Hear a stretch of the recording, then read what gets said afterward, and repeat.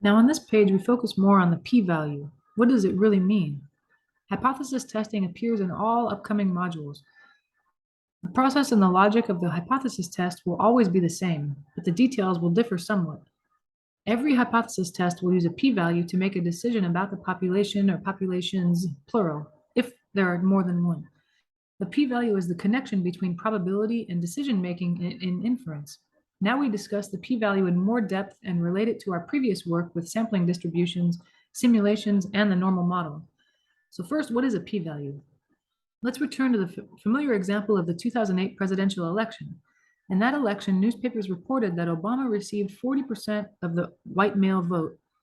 We wonder if a smaller percentage of white males will support Obama in the 2012 election, so 4 years later. We define the following hypotheses and conduct a hypothesis test. First, the null hypothesis states the proportion of white males voting for Obama in 2012 is 40%. I guess if you have no idea how many there will be, you might as well use the same percentage from 4 years ago, right? If you have no idea. But if you kind of have a strong feeling, or the statement of the study says we think there's going to be less, then the alternative will reflect that. The proportion of white males voting for Obama in 2012 is less than 0.40 or 40%. We select a random sample of 200 white male voters and find that 35% plan to vote for Obama in 2012. So clearly 35% is less than 40%, as the alternative hypothesis stated, but could this be due to just chance? We happen to select a group of these voters that were less likely to vote for Barack Obama just because of chance, like how sometimes you flip a coin 5 times and you get heads every time. And you think, that's kind of weird. Usually you get at least a few tails, but sometimes once in a while you just get this strange sample that doesn't really reflect the overall population. But is the difference statistically significant or due to chance? If the population proportion is 0.40, we expect to see sample proportions vary from this.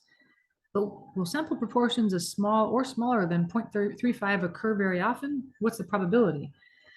We don't know how to calculate it yet, but it's given here. The probability, or p-value, is about 0.078 or 7.8%.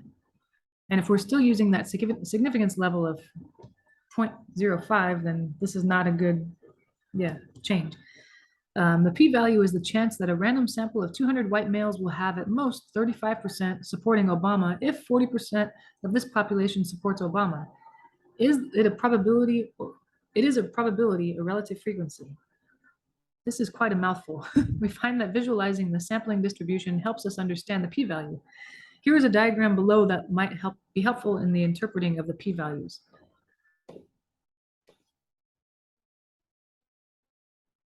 The first, notice that the simulation is set to select samples from a population of p equals 0.40, which is the null hypothesis. We have to start somewhere. If we don't know what proportion it will be, you might as well start with the null hypothesis and then see if it's false. And like we said, the p-value, or the probability that we'll learn how to calculate in the future, will always be based on assuming that that value in the null hypothesis is the truth.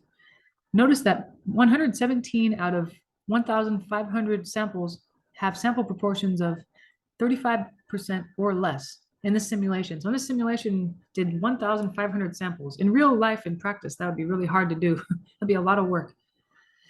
But in the simulation, we found that only 117 out of the 1,500 samples had sample proportions of 35% or less. If you make that a percentage, 117 divided by 1,500 is 0.78, the p-value. So that's pretty much how they got it.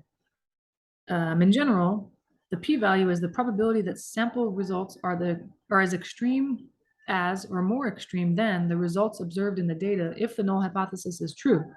The phrase as extreme as or more extreme than means further from the center of the sampling distribution in the direction of the alternative hypothesis. Note, you may recall the concept of conditional probability. The p-value is a conditional probability. The condition is the null hypothesis is true. So if the null hypothesis is true, what's the probability that this would happen? In this case, what's the probability that the 35% would happen as opposed to 40%? Note, we can also look at the p-value in terms of error in the sampling proportion. If 40% of this population support Barack Obama, then our sample with 35% supporting Barack Obama has a 5% error. From this perspective, the p-value is the chance that sample proportions supporting the alternative hypothesis have as much or more error than the data. For this example, the p-value describes sample proportions less than 0.40 that deviate 0.05 or more from 0.40. This describes sample proportions at or below 0.35. Now we'll look at a comment. Recall when we investigated the conditions that make a normal model a good fit for the sampling distribution. When a normal model is a good fit, we use it to find the probabilities. In the Obama example above, we can see that a normal model is a good fit for the sampling distribution just based on the picture from the simulation that they talked about. We see it here again. It looks like it's a pretty good bell-shaped curve, so probably it's a normal model. So we can find the p-value by calculating the z-score and using an applet. Below, we created a diagram to remind you how the sampling distribution relates to the standard normal model of z-scores. We will find the p-value using the normal model if conditions are met, but for now, we focus on the p-value of what it is and how to use it to make decisions. We won't really calculate it yet. We'll do that later, but we just want to make sure if we have it, if someone gives it to us, we know how to use it and how to make conclusions based on it. Notice that all three models below assume that H sub 0 is true, the null hypothesis. In each case, we are randomly sampling from a population where p equals 0.40.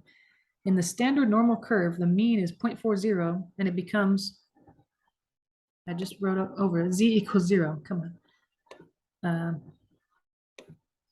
Notice that in each model, we estimate the probability that a sample proportion is 0.35 or less. Why? Because the alternative hypothesis is that the population proportion is less than 0.40. In the standard normal curve, the z-score for 0.35 is negative 1.44. Notice that the relative frequency from the simulation is approximately equal to the area under the normal curve, whether we are using normal curve to represent the sampling distribution or whether we are standardizing scores and using the standard normal curve. Now let's look at these guys.